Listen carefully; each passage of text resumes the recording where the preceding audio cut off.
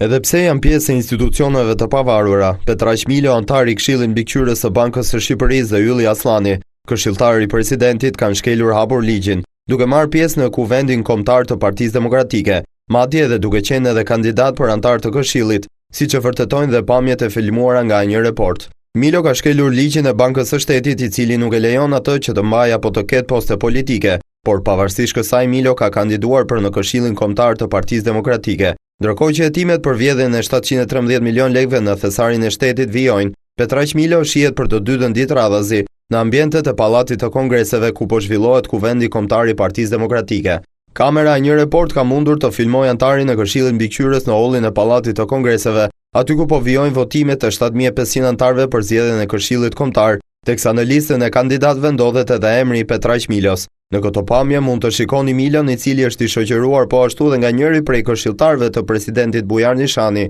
Ylli Aslani, i cili po ashtu është në garë për një post në Këshillin Kombëtar të PD-s. Megjithatë, antari i Këshillit Mbikëqyrës nuk është i vetmi pjesëtar i bordit të bankës që është parë në aktivitetin politik të PD-s, por po ashtu dhe Dhori Kule është parë brenda ambienteve të Pallatit të Kongreseve. Këto fakte u denoncuan ditën e djeshme edhe nga deputeti socialist Erion Braçe, i cili kërkoi dorëheqjen e Petraq Milos, duke cilësuar si një skandal të madh angazhimin e një antari të Bankës Qendrore në aktivitete politike. Nga ana tjetër, përveç Ylli Aslanit, një këshilltar tjetër i presidentit, Gjergj Lezhja, ndodhet në listën e 285 kandidatëve për Këshillin Kombëtar të Partisë Demokratike, që të dy këshilltarët e presidentit të Republikës, institucion ky që parashikohet të jetë mbi politikën, janë futur në garë për të marrë një post në PD, por po ashtu kanë qenë dhe pjesë e zgjedhjeve në degët e kësaj partie si koordinator të tyre.